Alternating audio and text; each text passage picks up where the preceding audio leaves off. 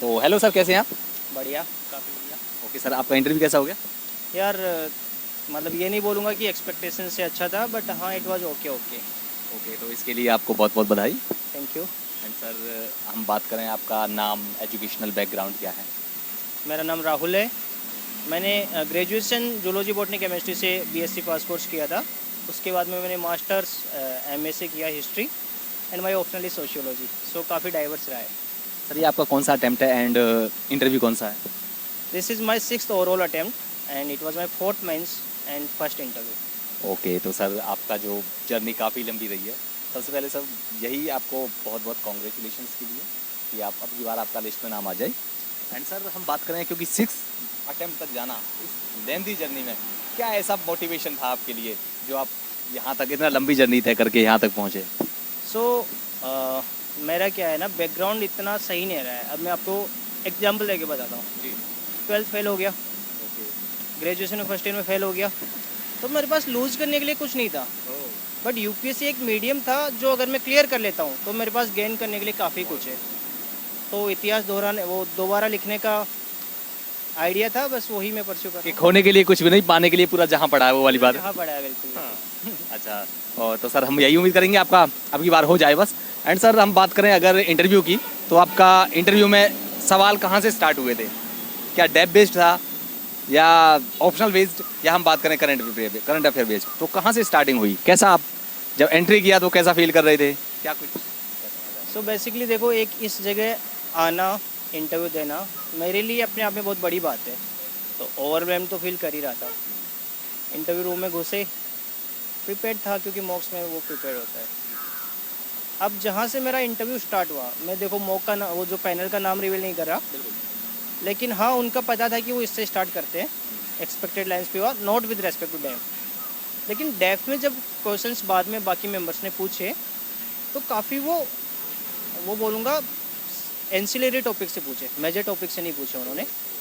तो काफ़ी मिला जुला रहा है, लेकिन हाँ डेफ से काफ़ी ज़्यादा नहीं रहा। और जो रहा है वो ऐसे एरिया से रहा है जो मैंने एक्सप्लोर नहीं किया, जो काफ़ी मेन स्ट्रीम नहीं है। सवाल थोड़ा मेंशन करना चाहेंगे, कैसे सवाल थे?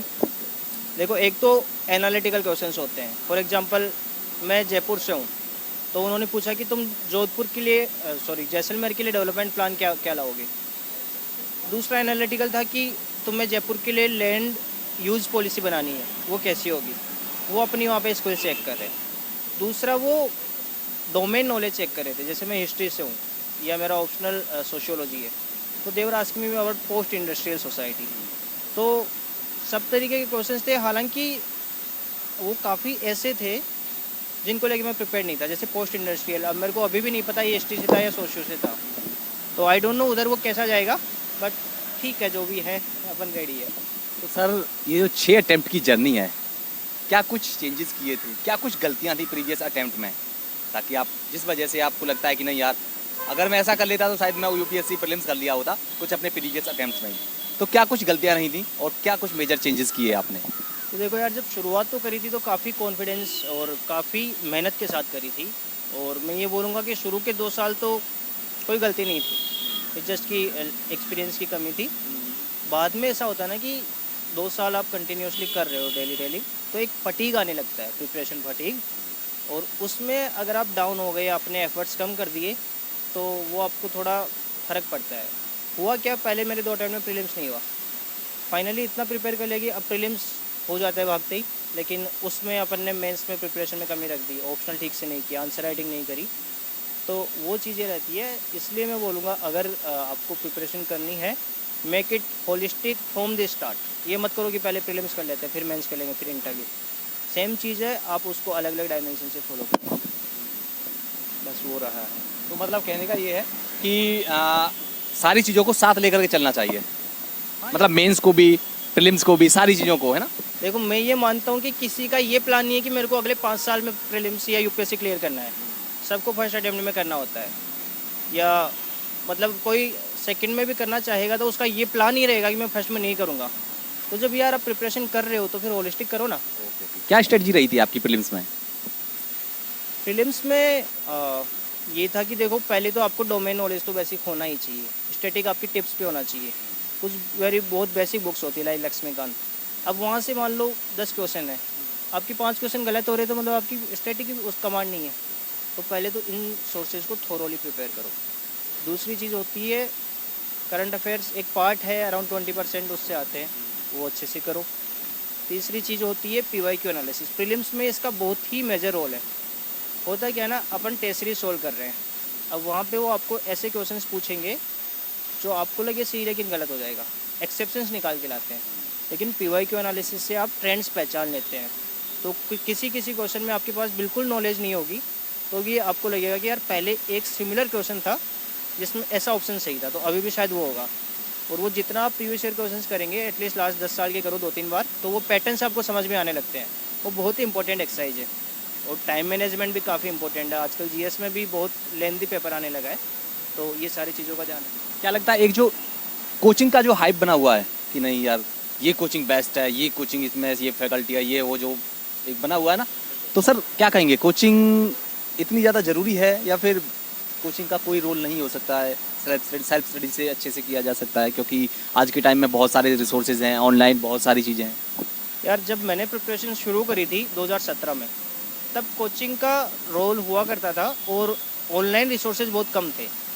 मेरी पर्सनली, क्योंकि मेरा बैकग्राउंड नहीं रहा है इसमें, तो मेरी कोचिंग ने हेल्प करी है GS में। लेकिन आजकल काफ़ी सारे सोर्सेज फ्रीली अवेलेबल है, यूट्यूब पे है, टेलीग्राम पे है। इनफैक्ट काफ़ी जो सेम आप कोर्स 2 लाख 1.5 लाख का खरीदोगे, वो आपको टेलीग्राम में कम्प्लीटली फ्री मिल जाएगा। पायरेसी को प्रमोट मत करो। And the thing is, coaching important नहीं है, लेकिन अगर आपको बिल्कुल आइडिया नहीं है, इट हेल्प्स। मैं ये नहीं बोलूँगा कि कोचिंग नहीं करनी चाहिए, ख़राब होती है, लेकिन आपको कोचिंग की लिमिटेशंस भी समझनी चाहिए। कोचिंग वाले आपको एक गाइड कर सकते हैं, अल्टीमेटली आपकी मेहनत काम करेगी, वो आपको मेहनत करनी ही करनी है। लेकिन ज़रूरी नहीं है, अगर आपके पास पैसा नहीं है, काफ़ी सोर्सेज अवेलेबल है ऑनलाइन, आप अपने घर पे रह के भी पढ़ सकते हैं। अब घर पे पढ़ाई नहीं होती, आप लाइब्रेरी जाके भी पढ़ सकते हैं। इसके लिए आपको ना दिल्ली आने की ज़रूरत है, ना आपको 3 लाख रुपये कोचिंग पे खर्च करने की ज़रूरत है। आपकी मेंस में आंसर राइटिंग की और मेंस की ओवरऑल स्ट्रेटजी आपकी क्या रही थी कि आपने मेंस को क्रैक किया और यहाँ तक पहुँचे आप? यार मेंस में थोड़ी मेरी तरफ से कमी तो रही थी, क्योंकि 4 उसमें अटैम्प्ट लग गए फाइनल इंटरव्यू को लाने में।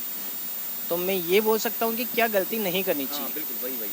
तो एक तो आपको प्रीलिम्स मोड में हमेशा नहीं रहना है। होलिस्टिक जो प्रिपरेशन मैंने स्टार्टिंग में बोली, उससे आप बेटर प्रिपेयर रहोगे। दूसरी चीज़, प्रीलिम्स में फिर भी थोड़ा गैम्बलिंग वाला सीन हो रहा है, लेकिन मेंस काफ़ी हद तक प्रिडिक्टेबल है। PYQs उठाओ, देखो कैसे क्वेश्चन पूछ रहे हैं, वहाँ से नोट्स बनाओ। नोट मेकिंग बहुत इंपॉर्टेंट है मेंस में, for GS as well as optional, तो ये आपको ज़रूर करना चाहिए। बाकी आंसर राइटिंग अगर आपको करनी है, initially focus on building the skills, the quality.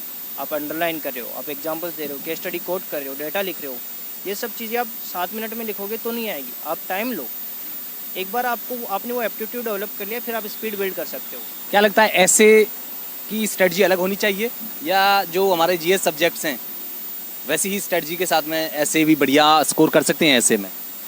तो पिछले 2-3 साल में काफ़ी बड़ा चेंज देखा गया। एक CSAT में प्रीलिम्स में जो डिफ़िकल्ट हो रहा है, दूसरा ऐसे के मार्क्स में।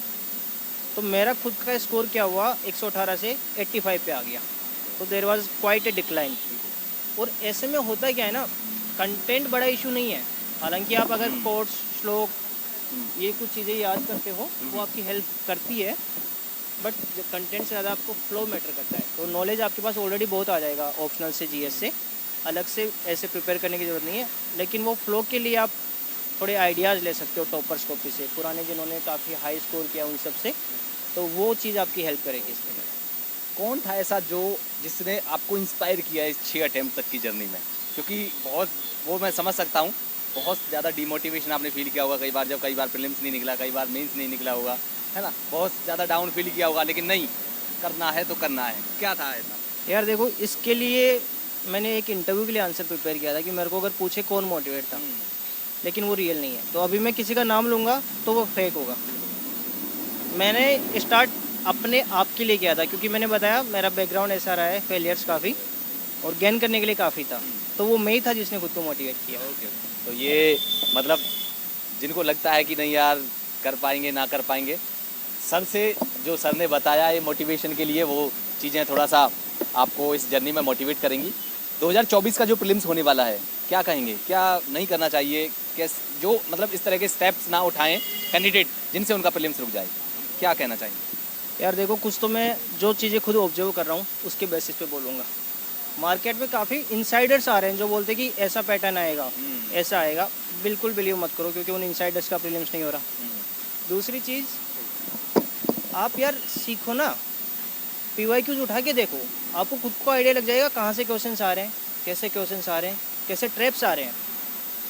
टेस्ट सीरीज़ पे काफ़ी रिलाई मत करो, प्रैक्टिस के लिए यूज़ करो, लेकिन ये उम्मीद मत रखो कि वहाँ से क्वेश्चंस रिपीट होंगे। बाकी अब आपके पास 2 महीने बचे हैं लगभग, तो एक्सक्लूसिव मोड में आ जाओ तो काफ़ी सही रहेगा। और प्रीलिम्स के लिए एक एप्टीट्यूड है जो काफ़ी इंपॉर्टेंट चीज़ है।